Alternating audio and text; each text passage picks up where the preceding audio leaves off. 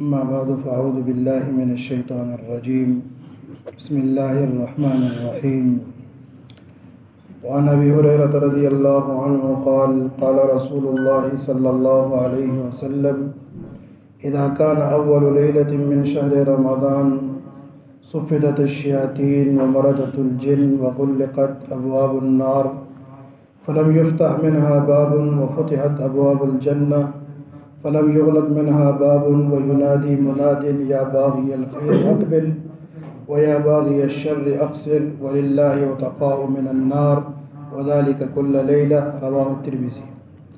حضرت ابو ہریرہ رضی اللہ عنہ کہتے ہیں کہ رسول اللہ صلی اللہ علیہ وسلم نے ارشاد فرمایا، جب رمضان المبارک کے مہینے کی پہلی رات ہوتی ہے شیاطین جگڑ لیے جاتے ہیں، قید کر لیے جاتے ہیں، اور سرکش جنات بھی، اور جہنم کے دروازے بند کر دیے جاتے ہیں، کوئی دروازہ ان میں سے بھی کھلتا نہیں، اور جنت کے دروازے کھول دیے جاتے ہیں، کوئی دروازہ بند نہیں ہوتا، اور آواز لگانے والا آواز لگاتا ہے، او خیر کو چاہنے والے آگے بڑھ، او برائی کے چاہنے والے رک جا، اور اللہ تعالیٰ کے لیے جہنم سے قیدی آزاد ہوتے ہیں، اور یہ ہر رات ہوتا ہے۔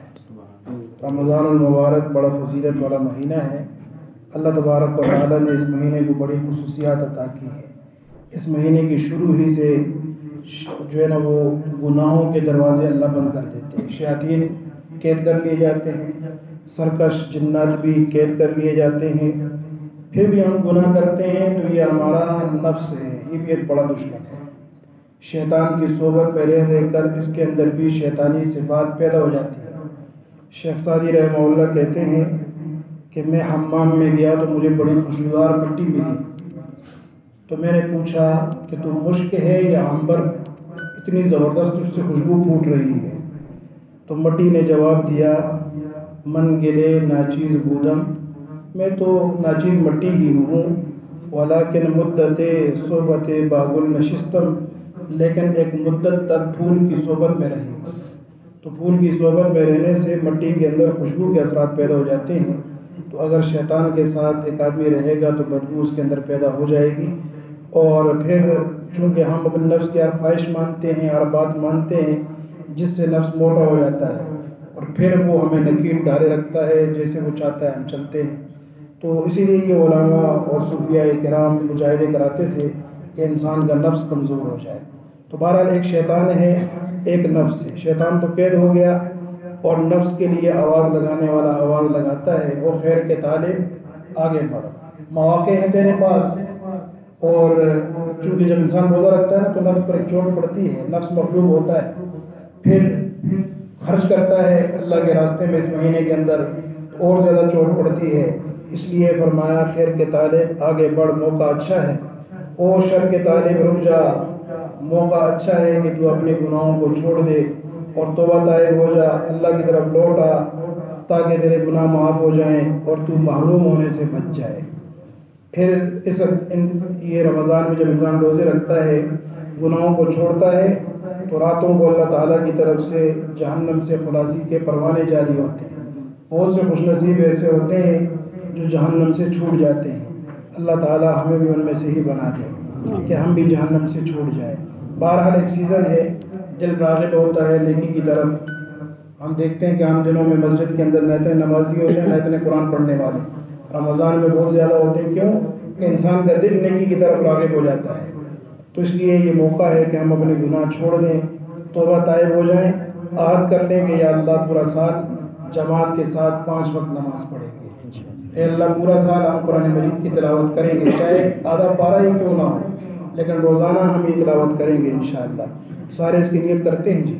اور اس کے ساتھ ساتھ رمضان المبارک کے مسائل میں سے یہ ہے کہ اللہ تبارک و تعالیٰ نے لا یکلف اللہ نفسا الا وسعہا، وسعت کے بقدر اللہ تکلیف میں ڈالتے ہیں۔